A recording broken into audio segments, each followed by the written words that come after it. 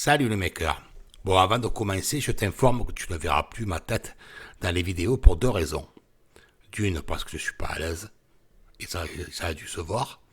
Et deux, le plus important à mes yeux, c'est que mes deux dernières vidéos ont eu le nombre de vues le plus bas de toute ma chaîne. Comme quoi se montrer n'est pas toujours efficace à méditer. Bon, en même temps, je suis pas un marketeur trentenaire à tendance avec cheveux gominés, petite chemise cintrée sur un corps d'albâtre gonflé à l'hélium. Et ça là doit me desservir quelque part, je pense. Bon, ceci dit, je te propose d'aborder le thème des dimensions des photos et vidéos pour les réseaux sociaux. Cela paraît simple, mais en fait non, des contraintes techniques peuvent te rendre fou un peu de temps. Mais d'abord, je voudrais savoir comment souhaites-tu attirer les regards sur les réseaux sociaux. Tu souhaites inspirer, intriguer, provoquer l'émotion? Je te dis ça parce que la photo de couverture d'une page se doit de marquer les esprits et de montrer la plus belle facette de ton entreprise. Elle doit également être de haute qualité et parfaitement optimisée pour l'affichage, ce qui implique bien sûr de connaître la taille parfaite. Pour t'aider donc, je te présente le guide complet des dimensions d'images, mais aussi des vidéos pour être sûr de ne pas te tromper, car tous les réseaux sociaux ont chacun plusieurs formats différents. De la même manière qu'un message ne peut pas convenir pour plusieurs réseaux, une image doit être déclinée dans différents formats pour coller aux exigences de chaque réseau. Alors, je te dévoile tout. Allez, tu me suis? Let's go!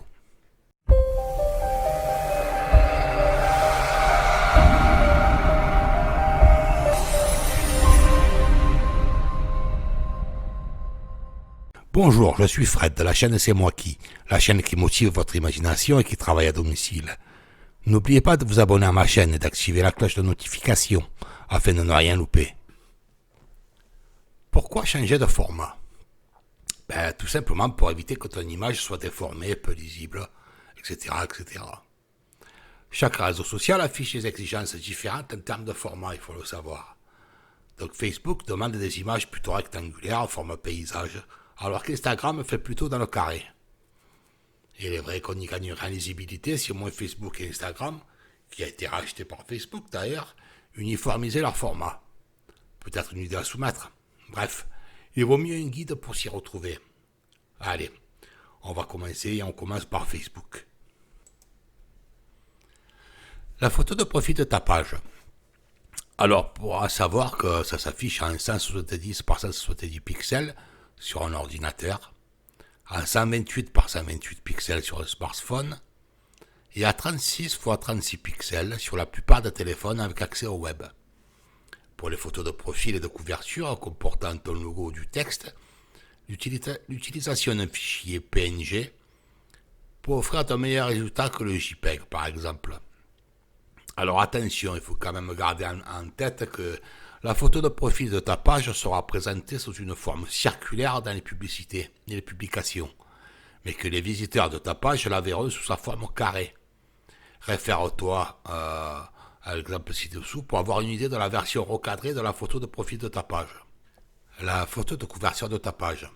Alors elle s'affiche en 820 par 312 pixels de haut sur un ordinateur, 640 par 360 de haut sur un smartphone, doit faire au moins 400 par 150 pixels de haut, et par contre se charge plus rapidement sous la forme d'un fichier JPEG RGB, c'est-à-dire c'est le profil colorimétrique, en 851 par 315 pixels de haut, ce qui permettrait de générer un fichier de 100 kilooctets, c'est-à-dire 10 fois moins qu'un méga. Donc parmi les formats les plus importants, c'est les formats de poste. Et on sait que pour une photo, pour un post, qui peut être une publicité forcément, le format est de 1200 par 630 pixels. Ça c'est vraiment optimisé pour Facebook. Et concernant la vidéo, c'est un petit peu plus grand puisque c'est un format, on va dire, standard de vidéo en 1280 par 720 pixels. Voilà, les principaux formats à connaître sur Facebook étant énoncés. On peut s'attaquer au format pour Twitter. Alors, quelles sont les dimensions des images sur Twitter? Comme tu peux le constater, ça se présente en gros un petit peu comme Facebook, sauf que tu te rendras bien compte que les formats sont différents. Si on part sur le principe de la photo de profil, là elle est de 400 par 400, avec des spécifications notamment, donc affiché en cercle à 200 pixels de diamètre, avec un minimum de 200 par 200 pixels, et les images au format PNG, JPEG ou GIF. Moi je conseillerais quand même toujours le PNG. En ce qui concerne la photo de couverture, la spécification de la photo de couverture, c'est que elle doit faire 1500 par 500. Elle est déjà plus petite que celle de Facebook. La spécification technique te permet d'avoir un fichier qui va jusqu'à 5 mégas, ce qui fait une photo quand même de très haute qualité. Et la taille recommandée donc est de 1500 par 500 pixels. Donc pour de meilleurs résultats en exportation, donc toujours en RGB, parce que RGB c'est le profil couleur des écrans.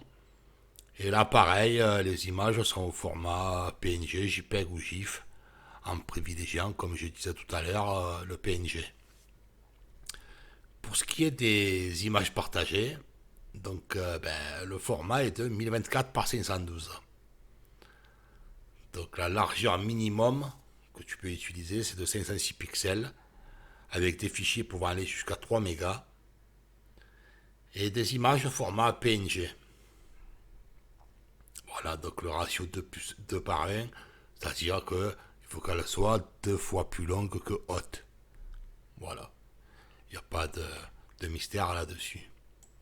Concernant les vidéos partagées, par contre, le format est aussi différent de Facebook, puisqu'il représente 1920 par 1200. C'est une résolution plus importante que Facebook. Et avec des fichiers, des très gros fichiers qui peuvent aller jusqu'à 512 mégas. Bon, après, tout ce qui est en mégabits, tout ça, vous verrez, ça c'est des formats déjà préétablis que vous retrouverez dans tout éditeur vidéo, notamment sur Power Director, dont je fais la promotion actuellement. Voilà, donc par contre, pour ce qui est des vidéos, le format MP4, avec un taux de compression suffisamment élevé pour avoir des vidéos de qualité, ou alors en Move, qui est le standard d'Apple, que vous pouvez faire avec votre smartphone par exemple. Voilà, maintenant nous allons nous attaquer au format de vidéo et photo pour Instagram. Et donc pour Instagram, qu'est-ce qu'on voit? On voit que la photo de profil est encore différente. Donc elle doit faire 152 par 152 pixels. De la taille minimale en fait est de 150 par 150. Donc je vous invite fortement à respecter le 152 par 152, ça vous laisse une marge autour. Et donc là, dessus, vous pouvez mettre des images avec logo ou du texte. Et vous voyez là, il vous annonce un PNG. Donc c'est le meilleur format de fichier à mon avis pour les réseaux sociaux. Vous avez ensuite l'image rectangulaire qui fait 1080 par 1350. Donc c'est des images en haute résolution pour de meilleurs résultats. Donc c'est-à-dire supérieur déjà et de loin par rapport à Facebook. Et elles apparaîtront de taille 510 par 510 sur le fil d'actualité. Donc ce qui veut dire en fait que votre image qui est à l'origine plus haute que large, il va falloir penser que le cadrage que va bénéficier ensuite sur le fil d'actualité doit être impeccable. Donc pensez à bien centrer votre photo ou votre texte ou photo-texte de manière à ce qu'il apparaisse proprement dans le fil d'actualité. Ensuite, donc, nous avons comme vous pouvez le voir, les images carrées en 1080 par 1080. Donc là, c'est toujours pareil, c'est encore des images en haute résolution. Et elles apparaîtront 510 par 510. Mais là, ça ne posera pas de problème, puisque un carré, même réduit, reste un carré. Donc, vous n'aurez pas de souci avec ce format d'image. Pour ce qui est des images partagées. Donc, ben, a priori, ça reste la même que pour les images carrées. Vous avez une taille minimale de 399 par 150 pixels. Donc toujours pareil avec image, avec logo ou texte en PNG. L'image JPEG par contre doit peser moins de 100 kilooctets. Et bien entendu, pour de meilleurs résultats, il faut exporter votre image en RGB. Mais ça, à la limite, c'est même plus la peine de se poser la question, puisque la plupart des éditeurs de photos, ou voire même les images qui sont sur le net, sont forcément en RGB. Et enfin, donc, nous avons les images horizontales en 1080 par 566. Donc l'image est en haute résolution là aussi. Et elles apparaîtront de taille 510 par 510. Donc toujours aussi ce petit problème de cadrage. Donc sur une image de 1080 de long, pensez à centrer vos informations à l'intérieur de l'image, de manière à ce que sur le fil d'actualité, elles apparaissent proprement. Voilà, ça c'est tout pour Instagram. Donc nous allons passer maintenant à LinkedIn. Alors pour LinkedIn, toujours pareil, on a la photo de profil qui fait 400 par 400. On vous dit qu'elle a une taille minimale de 300 par 300 pixels. Bon, restez sur 400-400 et laissez par contre une réserve autour. Ne pas coller votre logo sur les bords, sur la hauteur et sur la largeur, parce que ça va pas être joli. Il vaut mieux que votre logo respire un peu, donc une réserve autour. Donc le fichier peut aller jusqu'à 4 mégas, ce qui est déjà pas mal. Et en termes d'image en format, PNG, JPEG, GIF, donc je ne vais pas encore me répéter, vous savez ce qu'il faut utiliser. Pour ce qui est du logo standard, c'est la même chose que pour le profil en termes de dimension.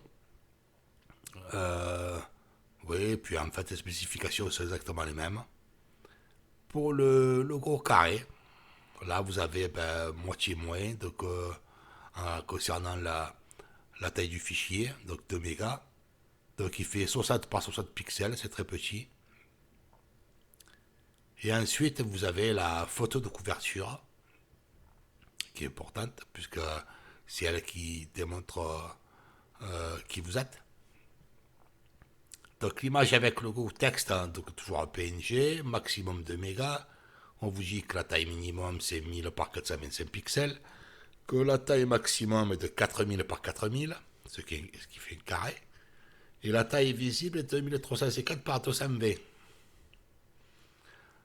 Donc pareil, par rapport à Instagram, il faut tenir compte donc de bien centrer vos textes ou votre logo dans une image afin de ne pas avoir de décalage. Et ensuite dans l'image bannière qui doit faire 974 par 330 avec un minimum de 640 par 220 pixels et un fichier qui fait au maximum 2 mégaoctets. Donc l'image bannière, c'est celle qui va vous servir à faire vos pubs, vos annonces, elle doit changer assez régulièrement. Voilà, donc pour LinkedIn, là c'est terminé. Finir avec les principaux formats des réseaux sociaux, on finit donc par YouTube. Donc voyons ça de plus près. Alors YouTube, pour la photo de profil, donc les dimensions sont de 400 par 400 pixels, hein, toujours. La taille minimale c'est de 300 par 300 avec un maximum de 4 mégas pour importer un fichier au format PNG, JPEG, GIF. Je ne me répète plus, vous savez ce que c'est. Ensuite, pour ce qui est des vidéos téléchargées, donc les vignettes recadrées avec un maximum de 128 Go, avec une durée maximale de 11 heures et une résolution maximum de 2160 points, pardon, en 16 neuvième la plupart du temps. Hein. YouTube, c'est plutôt des vidéos 16 neuvième.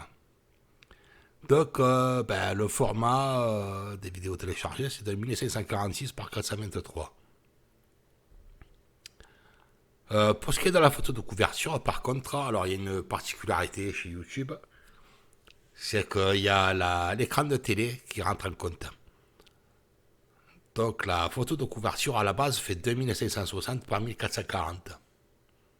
D'accord. Donc c'est valable pour les ordinateurs et la télé. Donc, dedans, vous pouvez intégrer de l'image avec le goût texte en PNG.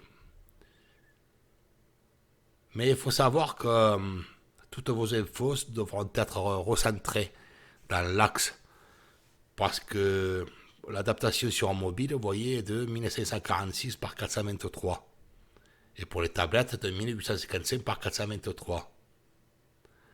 Donc ça veut dire que vos informations principales, c'est-à-dire votre logo, le texte, votre accroche, enfin, tous les éléments qui permettent d'identifier votre chaîne, devront être centrés maximum sur une surface de, on va dire, 1500. Sachant que c'est le mobile le plus petit. Vous voyez ce que je veux dire? Voilà, le tour des principaux réseaux sociaux est terminé. Mais ne quitte pas encore la vidéo, j'ai un petit cadeau pour toi juste après. Alors on va dire en conclusion que avoir des visuels de qualité est devenu une norme dans ces réseaux. Il en va de l'image de ta boîte. Tu trouveras beaucoup de banques d'images en ligne, certaines payantes comme Adobe Stock ou Shutterstock, certaines gratuites comme LibreStock, Pixabay. Il en va de même aussi pour les vidéos. Le mieux reste de créer tes propres contenus. Ils seront l'air plus authentiques et seront destinés spécialement à ta cible. Cela se sent et se ressent pour l'internaute en visite sur ta page. Au pire, si tu es technophobe, ce qui serait un comble pour ma chaîne, passe à Canva. Il t'aidera grandement à produire des visuels simples mais qualitatifs. Mais le seul hic, c'est qu'il y aura un air de déjà vu. Voilà, c'est terminé. J'espère toutefois que tu vas me faire apprécier le côté utile de ma chaîne et en fait t'abonner, liker et partager. Car malgré mon envie de partager mes connaissances et expériences, je me rends compte que ma chaîne n'est pas vivante. Pas de commentaires, pas de likes. Alors dis-moi en commentaire ce qui te gêne dans cette chaîne, ce que tu aimerais voir, ce que tu aimerais que j'aborde, afin de te proposer des sujets qui te tiennent à cœur. Alors, comme je disais, chose promise, chose due, j'ai le plaisir de t'offrir un petit cadeau utile pour te seconder dans ton travail sur les réseaux sociaux. C'est un fichier PDF imprimable avec le rappel des dimensions de chaque réseau social. Tu peux aussi bien ne pas l'imprimer et le garder à proximité sur ton bureau d'ordinateur afin d'être sûr d'avoir toujours les bonnes dimensions. Et pour cela, il suffit de cliquer sur le lien dans la barre de description ci-dessous pour avoir accès à ton cadeau. Voilà, c'est vraiment terminé. Je te souhaite un bon week-end et je te dis à samedi prochain en espérant voir d'ici là de la lecture en commentaire. Allez, à bientôt.